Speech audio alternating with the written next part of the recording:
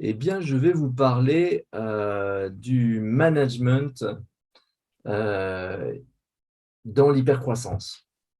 Bienvenue pour cette nouvelle édition des Chroniques Melchion pour l'entrepreneur. Chaque semaine, 10h30, le vendredi, on vous fait un petit topo sur des sujets qui nous paraissent importants pour l'entrepreneur. Alors, ce sont des sujets importants pour ceux des entrepreneurs qui voient leur chiffre d'affaires et leur personnel, leurs collaborateurs multiplient par deux chaque année. Il y a, euh, il y a un sujet, il y a un sujet, il y a plusieurs sujets, il y a plein de sujets. Et l'un d'entre eux, c'est la question du management.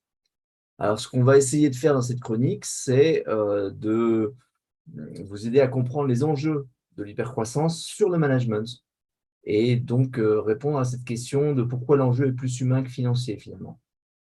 Et on va chercher à vous fournir des pistes de solutions, donc de répondre à la question comment préparer ses équipes à ce choc. Alors ça va rejoindre des chroniques qu'on avait pu faire. On avait parlé du Superman de la vente, vous savez, cette idée qu'ont certains entrepreneurs de recruter un super vendeur qui va booster le chiffre. Et on vous recommandait plutôt de prendre des petits vendeurs qui vont travailler ensemble et collectivement vont faire bien mieux qu'un super vendeur et vont être beaucoup plus efficaces, beaucoup plus durables, beaucoup plus sûrs. Et puis, on avait un autre concept qu'on avait évoqué qui était celui du mini-me,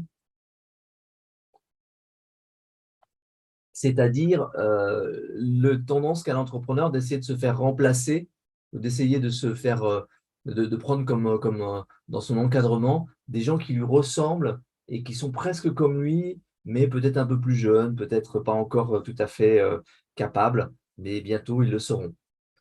Voilà. Donc ça, c'est deux concepts en fait qui croisent un peu ce qu'on va vous dire aujourd'hui, puisque on va vous parler de cette hypercroissance et de ce que ça va nécessiter pour l'entrepreneur. Et c'est un sujet dont on ne parle pas souvent. Enfin, nous, on en parle, mais vous ne trouverez pas souvent des sujets là-dessus, parce que l'hypercroissance, c'est assez rare en France. On trouve des exemples dans d'autres pays, surtout des exemples américains, parce que beaucoup d'entreprises, quand elles sont en train de partir en forte croissance, vont mettre un pied là-bas, mais aussi parce que c'est quand même un marché extraordinaire de 300 millions d'habitants. Et donc, du coup, contrairement à l'Europe, il n'y a pas ces frontières qu'on voit tout de suite réapparaître à la moindre crise. Et il n'y a pas cette frontière linguistique. Donc, vous avez vraiment le moyen de faire votre hypercroissance, de faire votre multiplication par deux pendant pas mal d'années avant d'arriver à toucher le fond de ce marché. Alors, l'hypercroissance, écoutez, il y a plusieurs problèmes que ça pose. Ça pose donc des points de fragilité qui sont d'une part des entrepreneurs qui ne vont pas tirer les conséquences de leurs prévisions, de leur prévisionnel, c'est-à-dire qu'ils ne vont pas regarder si les objectifs qu'ils ont en tête sont cohérents avec les moyens qu'ils ont mis en place. Ils vont rarement faire ce travail de dire, bon, ben, j'ai un potentiel de 500 clients sur lequel il y a 250 que je devrais avoir, mais du coup, combien de ventes ça représente? Est-ce que j'ai suffisamment de vendeurs? Est-ce que j'ai suffisamment d'aide à la vente? Est-ce que j'ai un système qui me permet réellement d'atteindre ces 250 clients? Ou est-ce que c'est finalement une sorte de rêve, une sorte de on verra quand ça arrivera et tout va bien se passer? Donc c'est vrai sur la question des ventes, c'est vrai sur la question de la finance. Est-ce qu'on a un système qui permet réellement de livrer tout le monde sans être avec un besoin de fonds de roulement qui explose et donc une incapacité à véritablement livrer tout le monde? Et puis après, il reste la question de la production. Si on n'est pas capable de livrer le produit, si on a des clients qui ont des expériences catastrophiques avec les serveurs qui ne tiennent pas la charge, eh bien, on n'a pas été cohérent, on n'a pas été au bout de ses aspirations, on s'est arrêté en cours de route. Donc, c'est un sujet qu'on voit souvent dans ce type de situation.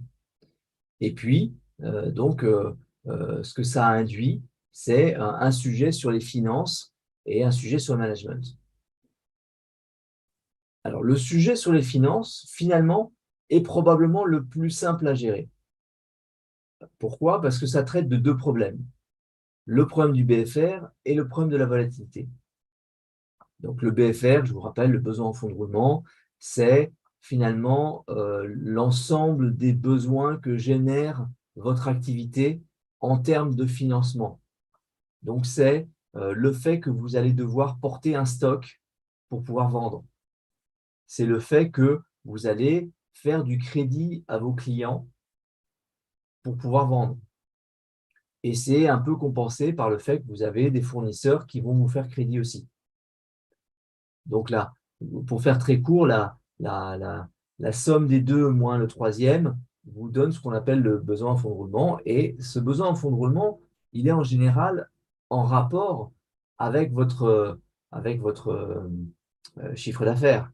Puisqu'en fait, plus vous augmentez votre chiffre d'affaires, plus vous prêtez de l'argent, plus la somme que vous prêtez à vos clients, si vous leur faites un crédit fournisseur d'1 ou 2 mois, plus cette somme va augmenter. Et plus le stock que vous allez devoir avoir par-devers vous afin de répondre à la demande à toute occasion va probablement lui aussi augmenter. Donc, pour ces deux raisons, on va devoir comparer ce besoin en fonds de roulement avec la capacité de générer des fonds propres en parallèle, c'est-à-dire la rentabilité.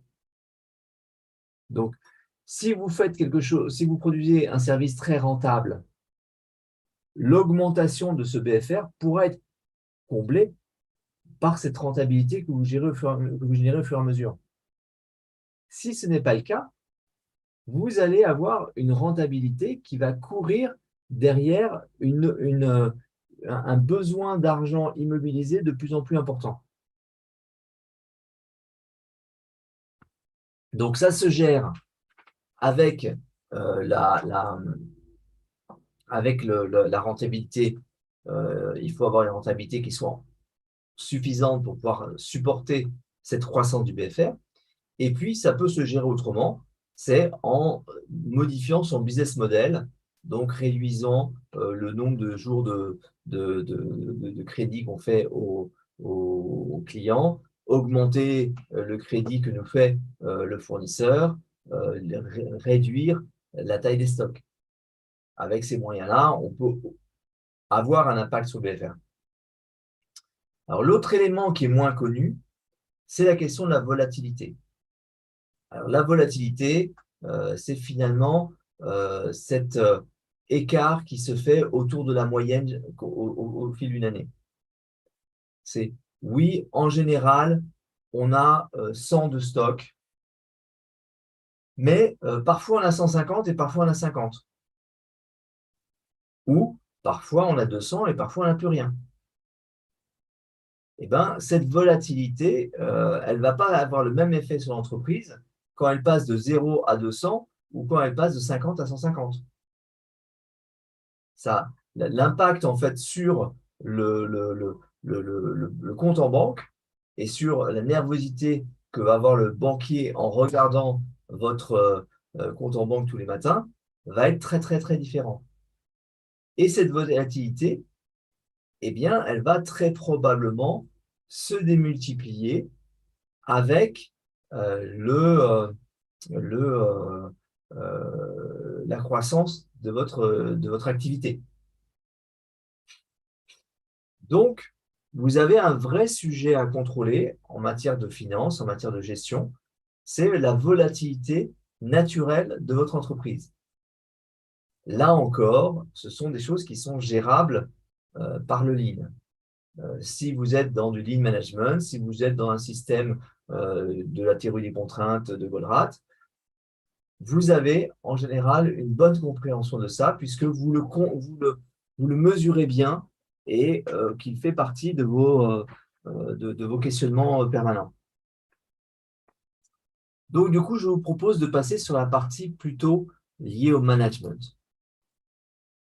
Sur le management, les effets de l'hypercroissance vont être liés au fait qu'il va y avoir une augmentation du nombre de collaborateurs et au fait que vous allez avoir des tas de spécialités supplémentaires qui vont atterrir sur votre bureau. Voyons le point du nombre des collaborateurs. On a souvent des entrepreneurs, mais même au-delà de ça, dans le monde qui nous entoure, des professionnels qui imaginent qu'on a un encadrement qui nous coûte un peu cher maintenant, mais avec la croissance, on va faire des économies d'échelle sur l'encadrement. Avec la croissance, ça va être beaucoup mieux, beaucoup plus facile, parce que les cadres vont encadrer plus de monde. Alors ça, c'est quelque chose qui est fondamentalement faux. Vous ne pouvez pas faire d'économies sur l'encadrement. Ces économies vont vous coûter très cher. Ces économies vont vous coûter du turnover, des gens qui vont partir de votre entreprise et qui vont vous empêcher de capitaliser sur leur savoir. Ces genres d'économies vont vous coûter des accidents, des détournements, du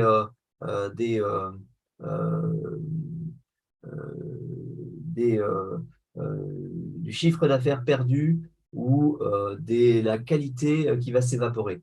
Ça va vous coûter très cher.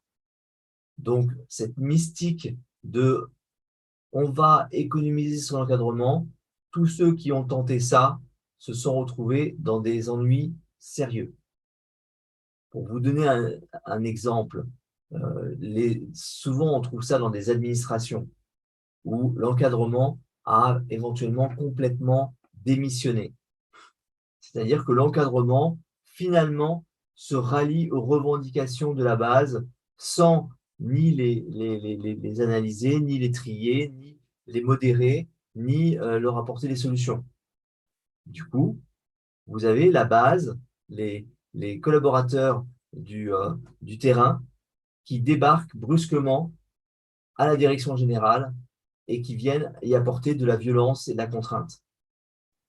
Exemple, le port autonome de Marseille, où les dockers débarquaient régulièrement dans le bureau du DG et lui balançaient des caisses d'oursins ou des produits comment dire en général odorants et dégradants afin de lui montrer qu'ils ne sont pas contents. C'est typiquement le résultat d'une absence d'encadrement. Peut-être qu'il y a des gens qui sont officiellement cadres, mais dans la réalité, il n'y a pas d'encadrement. Donc la question qui va se poser pour vous alors d'une hypercroissance, c'est qui chez vous vont être les cadres de terrain? Et on va avoir une hypercroissance, on va avoir une vitesse de dingue, on va avoir une multiplication par 2 chaque année de l'activité. Comment est-ce qu'on prépare les futurs cadres, ceux qu'on a éventuellement recrutés actuellement et qui vont devoir évoluer dans leur poste, comment est-ce qu'on les prépare à ça? Comment est-ce que nous, on devient suffisamment exemplaires pour qu'ils puissent émuler notre comportement? Comment est-ce qu'on les forme? Comment est-ce qu'on leur montre la façon de faire leur métier au moment où ils vont prendre de plus en plus de responsabilités? C'est un vrai sujet. C'est un vrai sujet. C'est des choses qui sont souvent assez peu envisagées. Pour une raison d'ailleurs qui est que on a un encadrement supérieur qui n'est éventuellement pas au niveau. Donc, les cadres de terrain, ils vont devoir être formés par ceux qui sont actuellement les cadres de terrain et qui vont devenir les cadres dirigeants. Est-ce qu'on a bien formé nos cadres actuels pour qu'ils préparent les cadres de demain. Vous voyez là qu'il y a un gros chantier et ce n'est pas anormal. On est en train de parler d'entreprises qui ont des très fortes croissances. On est en train de parler d'entreprises qui sont dans une accélération considérable. Donc, c'est à la fois une grande joie et un grand danger. Parlons maintenant de ces nouvelles spécialités qu'il va falloir gérer. Alors, je vous donne deux exemples. Le premier exemple, c'est la fonction financière. Comprenez que dans une entreprise de type PME, la fonction financière initiale, c'est la compta. La compta parce que on doit faire de la fiscalité finalement, on doit déclarer à la fin de l'année à l'État le montant des impôts qu'on doit lui payer. Donc on a pour ça un outil que l'État met à nos dispositions. Il a appelé ça la compta, mais en fait c'est la fisca. Donc on doit chaque année faire un relevé des ressources et des dépenses telles que le fisc les considère, telles que le fisc les classe, telles que les fiscs nous en donnent une matrice qui a son intérêt, mais qui n'est pas forcément celle qui nous permet de bien gérer. D'ailleurs, Jean-Christophe, je précise juste que c'est aussi maintenant mensuel, voire en temps réel, pour un certain nombre d'informations. Donc, plus on grandit et plus on a des obligations nouvelles et qui sont complexes à gérer parce que le temps n'est pas celui de l'année, mais celui du mois et parfois moins. Très juste. C'est vrai que rien que cette partie-là de compta va augmenter en charge de travail. Et ce qui était un petit peu marginal pour votre cadre financier qui, au-delà de la compta, avait un peu de temps et faisait du contrôle de gestion, devient une vraie fonction à part entière qu'il va devoir assurer. Donc, le contrôle de gestion, c'est on récupère les chiffres de la compta et on regarde les cohérences, on regarde les anomalies, on cherche à comprendre la valeur, comment elle se fait. Donc, on travaille avec cette information comptable. Et c'est essentiel. Tout le monde doit le faire, mais dans une hypercroissance, c'est encore plus important. Donc, entre cette activité qui est déjà une activité en tant que telle et forte et comment dire, déjà un métier en soi, et la finance, à proprement parler, c'est-à-dire au départ, savoir parler avec les banques de l'entreprise et gérer une relation apaisée avec un fournisseur stratégique. Et certains anciens directeurs comptables comprennent pas très bien cette notion de rondeur et de sympathie qu'il faut travailler avec des interlocuteurs qui sont nos chevaliers blancs au sein de la grande structure que peut être une banque. Ça, c'est déjà un métier, c'est déjà un sujet, c'est souvent l'entrepreneur qui s'en occupe dans les premiers temps, mais il ne va plus avoir le temps. Ça ne va plus être son sujet. Et souvent, il va demander à son comptable devenu directeur financier de s'en occuper sans lui donner les clés et les savoir-faire. Mais si on voit à côté de ça les opérations d'acquisition et de restructuration, est-ce qu'on est sûr que celui qui était initialement notre directeur comptable a bien tous ces éléments en tête, connaît bien la pratique? On peut se douter qu'il aura envie de le faire parce que pour lui, c'est une véritable évolution, c'est une voie royale, c'est le moment où on reconnaît son importance et où il peut avoir des choses sympas à raconter dans les dîners plutôt que de parler de la comptabilité qui, comme chacun sait, a un effet plus soporifique qu'enthousiasmant. Et éventuellement, on va arriver sur des sujets encore plus techniques, comme par exemple, je vous ai mis les IPO, l'entrée en bourse. Là, on est dans des sujets de droit, de haute finance. Et la probabilité que le comptable qui était parfait dans son poste qu'on avait initialement soit le directeur financier dont on a besoin décroît très singulièrement. Et si c'était tout, mais vous avez après toute la notion de système d'information, les ERP, le besoin de numériser l'entreprise, de faire des ventes en ligne, de faire de la gestion des entrepôts en ligne, des stocks, etc. Tout ça, c'est encore des nouveaux savoir-faire, c'est encore des nouvelles capacités, des nouvelles spécialités. Et je n'ai parlé que de la fonction financière. Souvent, on parle d'un DAF, un directeur administratif et financier. C'est lui qui gère toute la partie juridique, toute la partie, quelque part, RH, la notion de suivi des obligations qu'a l'entreprise, d'assurance, bref, la montagne de bureaucratie et de papier que nous impose la vie dans une société moderne. Vous voyez que rien que pour cette fonction financière où on part en général d'un comptable et on est très content de l'avoir parce qu'il est compétent, il fait bien le job et on ne serait pas capable de le faire sans lui,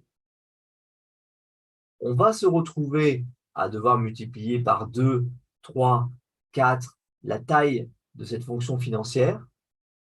Et la question devient, est-ce qu'il est la personne pour faire ça ou est-ce qu'il vaut mieux embaucher une personne pour les finances, une personne pour l'information, une personne pour l'administratif et leur demander de travailler tous les 4 ensemble de manière cohérente plutôt que d'avoir un chef qui est supposé comprendre ce que chacun fait et qui va avoir un rôle plutôt limitant que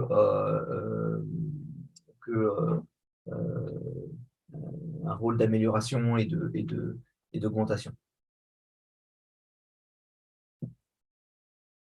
Autre illustration, le cas des ressources humaines. Les ressources humaines, initialement, c'est de l'administratif.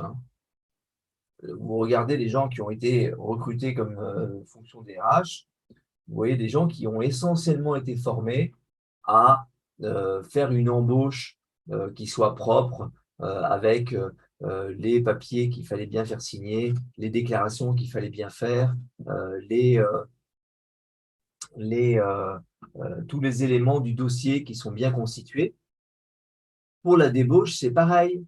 Ce sont des spécialistes qui viennent aider à faire des licenciements qui soient propres. Et puis, il y a encore tous les comités, toutes les élections professionnelles, toutes les élections de délégués du personnel, les élections syndicales, etc. Enfin, il y a tout un travail énorme, administratif, qui demande un certain type de collaborateurs qui soient pointilleux, soigneux, connaissant bien la loi et les droits et devoirs de l'employeur et des collaborateurs. Maintenant, le problème, c'est qu'on entre dans une très forte croissance. On est dans le besoin de passer de 100 à 1000 collaborateurs en quelques années. Ça représente 20, 30 embauches par mois. Et on passe dans un autre ordre. Et là, on a besoin, pour ce que j'ai appelé la gestion des talents, de savoir-faire en marketing ou en gestion d'information. Ce sont des savoir-faire que, vous imaginez, sont loin de posséder ceux qui sont compétents dans la gestion administrative et bureaucratique des ressources humaines.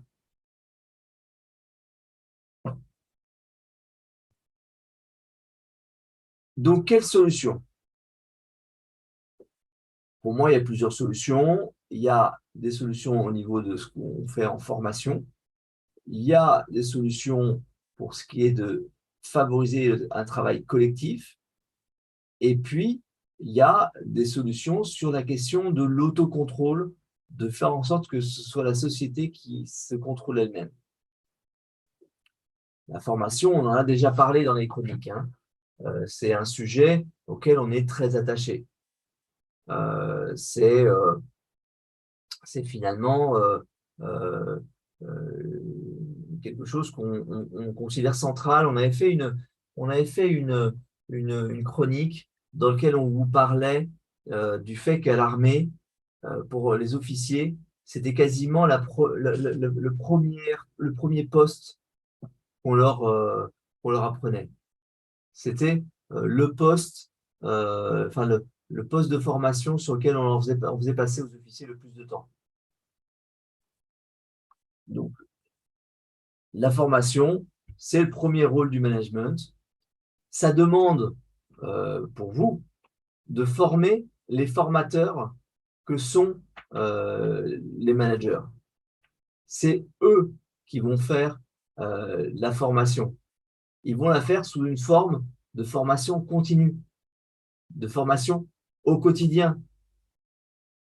En fait, on n'a pas besoin d'avoir un manager qui réunisse 30 bonhommes dans une salle et qui leur fasse un cours, etc. On a besoin de managers qui, chaque jour, prennent un de leurs 10 collaborateurs et, en une demi-heure, leur fassent passer un élément spécifique, un élément nécessaire, un élément qu'il a identifié comme manquant. Ce travail-là, vous voyez que c'est un travail qu'il faut commencer dès maintenant et qui va commencer par vous. C'est vous qui allez commencer à former dès maintenant vos collaborateurs qui sont l'encadrement actuel. C'est vous qui allez devoir les prendre une demi-heure par jour pour leur faire passer un message, les amener à une compréhension, à un savoir-faire qu'ils n'ont pas actuellement. Le travail collectif, eh bien, c'est l'idée de plutôt privilégier la course de relais où l'un des membres du groupe va travailler à 100% pendant que les autres n'ont pas de travail réel, peuvent le soutenir et l'encourager et se préparent à prendre la suite. Donc, c'est pour nous l'importance de privilégier une coopération entre 3 ou 4 collaborateurs plutôt que de chercher à trouver un collaborateur qui sait faire ces 3-4 tâches que chacun des collaborateurs faisait dans le cas numéro 1. Plutôt privilégier le travail collectif d'un comptable, d'un financier et d'un informaticien, plutôt que de chercher à recruter un super DAF qui a déjà l'expérience d'avoir fait du travail informatique en même temps que de la compta et en même temps que de la finance de haut vol. Parce que certes, ça existe, des collaborateurs aussi sophistiqués, mais il n'y en a pas beaucoup, et ils auront probablement d'autres choses à faire, d'autres jobs à privilégier que de venir dans une petite structure comme la vôtre. À tort, hein, malheureusement, c'est la vie. Dernier point, l'autocontrôle. L'autocontrôle, c'est un point très intéressant. Vous êtes à la tête d'une entreprise qui va aller tellement vite qu'elle va échapper à votre contrôle. Elle va aller trop vite pour que vous puissiez mesurer les écarts suffisamment vite et réagir suffisamment vite. Le temps que vous le constatiez, votre société sera déjà dans le mur ou dans le fossé. La contrainte est donc de construire une entreprise qui s'autocontrôle. Alors, on entre là dans des thèmes très classiques chez Melsion. On en a parlé dans plusieurs chroniques. Je vous rappelle le travail de Jordan Peterson qui nous parle du fait que l'épisode de la Bible de la sortie du paradis, c'est l'épisode qui nous montre l'importance de la conscience de soi. Et elle est caractérisée par la connaissance du bien et du mal. Le fruit défendu, c'est le fruit de l'arbre de la connaissance du bien et du mal. Qu'est-ce que ça veut dire? Ça veut dire que vous avez besoin d'avoir des collaborateurs, d'avoir une structure d'entreprise qui sache quand on est dans le bien et quand on est dans le mal. Qu'est-ce qui est bon pour l'entreprise et qu'est-ce qui ne l'est pas? Qu'est-ce qui est favorable à l'activité et qu'est-ce qui est en train de détruire la performance? Si cette fonction est assurée uniquement par vous, vous n'aurez pas la capacité d'être derrière les 1000 collaborateurs que vous allez avoir. Déjà à 100, vous ne vous en rendez pas compte, mais vous êtes hors de vue.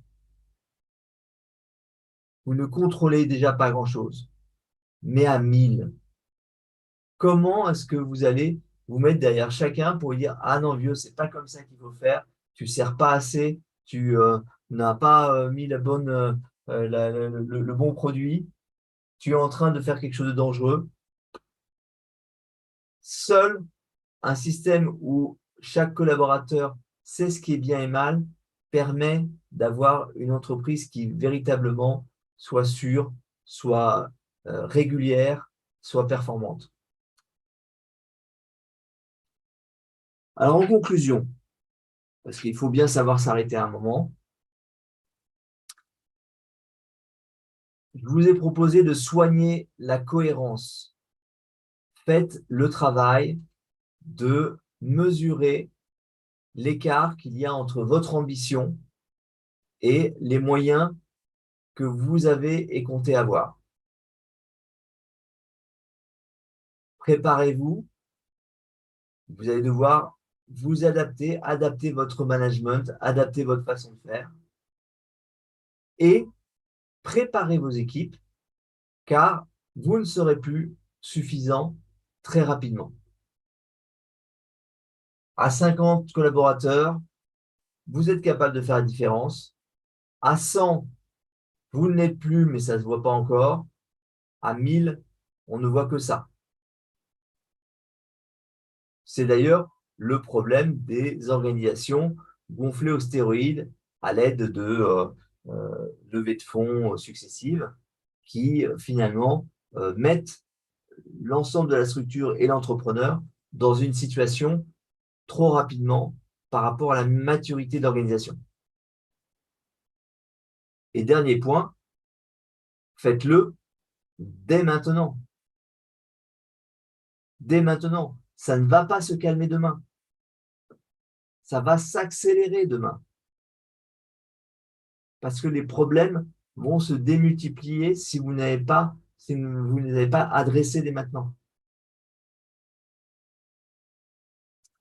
Donc voilà le petit point que je voulais vous faire sur les enjeux de l'hypercroissance pour le management.